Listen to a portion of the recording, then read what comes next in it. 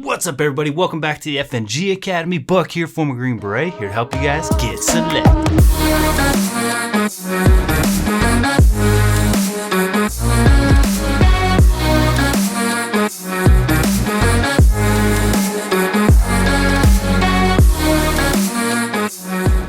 All right, guys, in this video, we're going to talk about a pressing matter for some, probably, maybe, I don't know. Someone probably thought about it. I thought about it.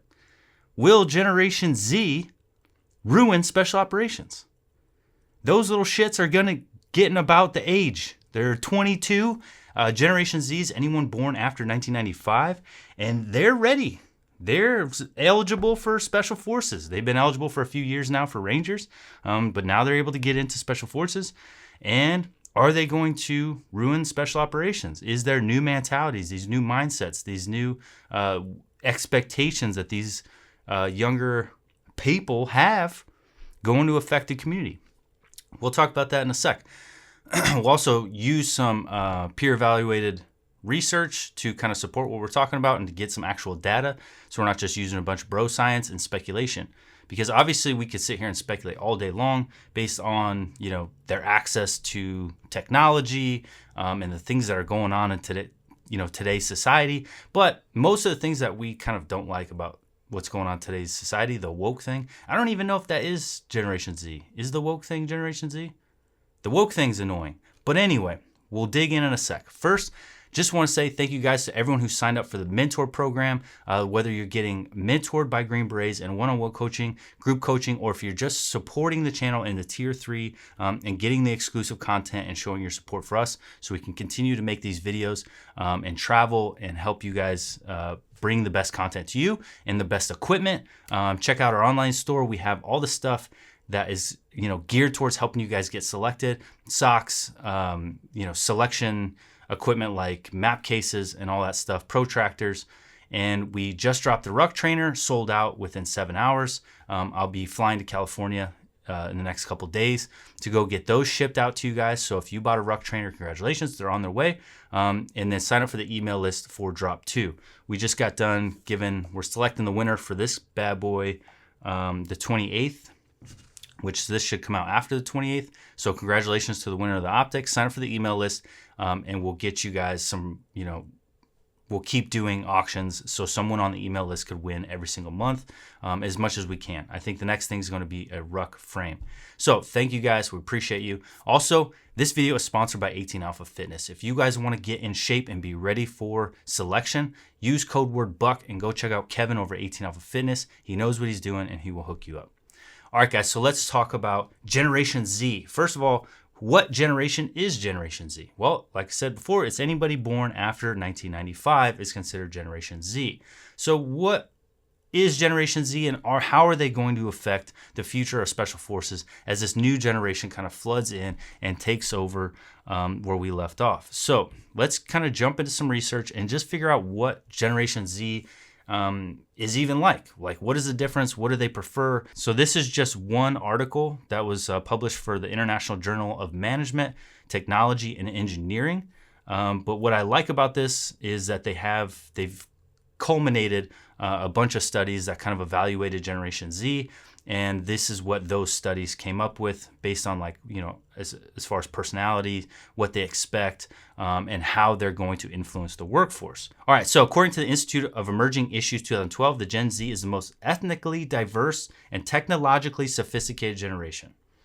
That's pretty awesome. So obviously, that's great in both ways for the future of special operations. First, ethnically diverse. So that's a good thing. The more ethnically diverse teams you have, the more capable they are and comfortable they are going into host nation countries and getting along and building rapport and then having a positive relationship with other countries. That's a main thing that Green Berets are supposed to do, is to go build rapport with other countries, learn from them, teach them, and then cross collab on skills, tactics, and all that stuff. So being ethnically diverse and being more ethnically diverse is an awesome thing, and that's going to be beneficial for the future special operations.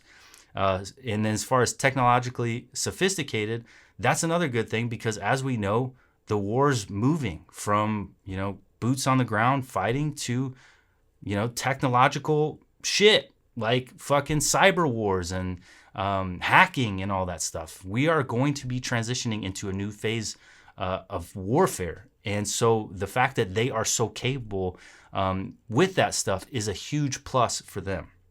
So obviously not everything on here is good news, and we'll hit a couple more. But so far, so good for Generation Z.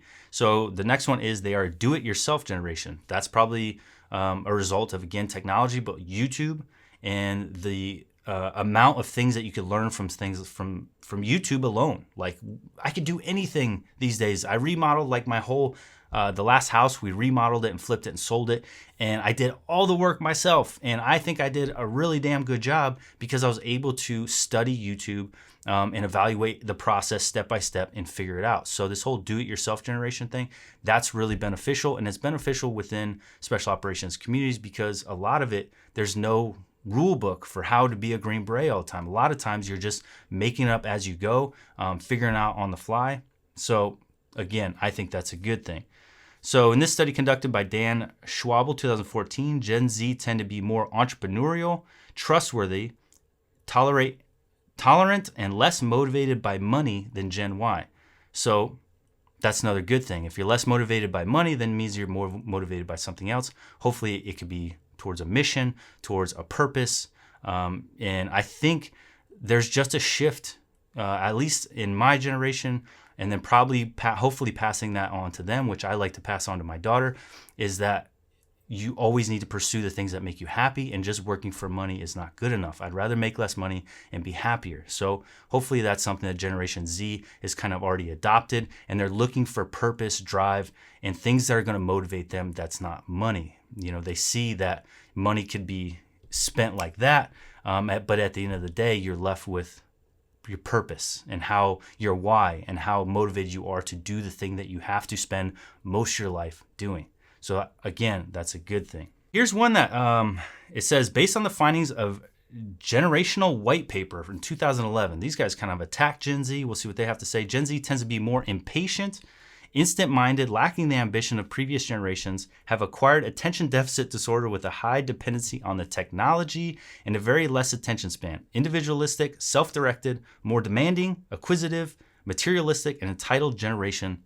Wow. So that article kind of went ham on them. Again, a lot of that, without digging into how they conducted their research, what studies they did, it's hard to tell if that conclusion is speculative based on just based on the year. So that's 2011.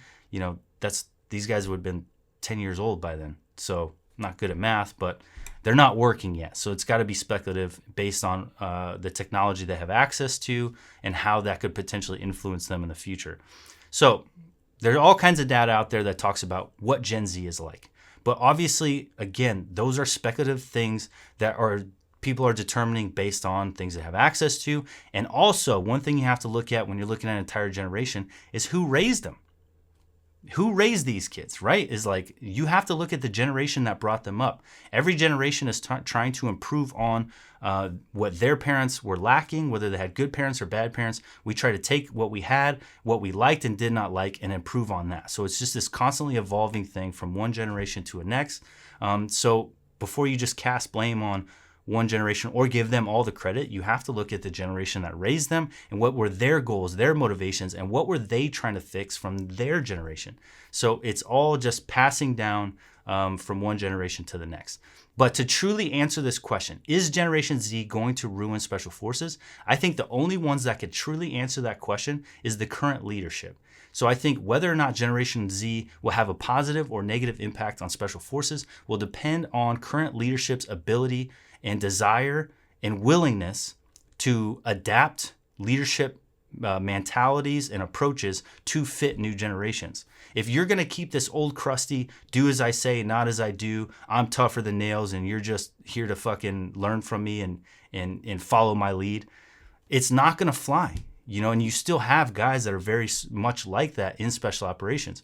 You have people that have been in special operations for over 20 years that are now having no idea how to communicate with these new generations, how to motivate them.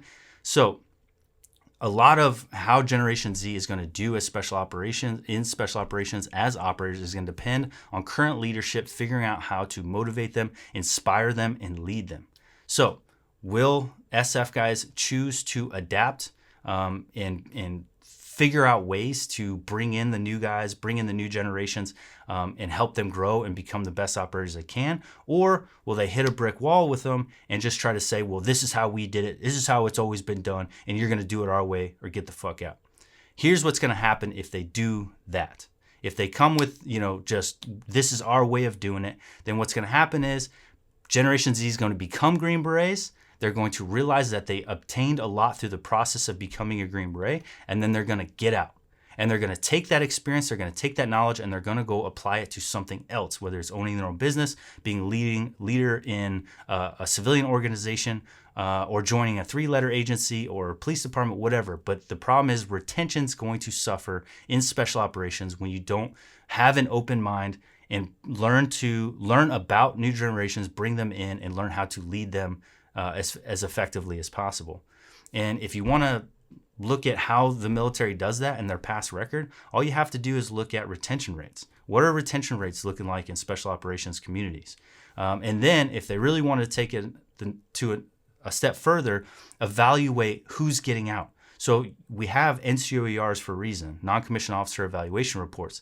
So we know the quality of soldier that we're losing. It's not like we're just like, a guy left, 5 guys left, but we don't know anything about them. We know exactly what we're losing. And a lot of times we're losing some of the best and brightest because they bump heads with leadership and they can't figure out how to work together. And instead it's like, well, I could just go take these lessons learned and experiences and apply it and be my own boss. I can go to a company that appreciates my experiences and thrive there way more than I'm thriving here. So retention rate has always been an issue in special operations because the process of becoming special operations is so powerful and it gives you so many tools. But that doesn't mean that staying a Green Beret is always going to be the best experience. Sometimes the repetitiveness of the lifestyle of Green Beret starts to wear on you and it loses its fun, it loses its luster, and it starts to become mundane. And that's why a lot of the best and brightest move on to go find other careers. So it's really up to the command to bring them in and make it a great place to work and make it somewhere that they want to stay. And we're going to find out if they're capable of doing that through retention rates, but also through enlistments.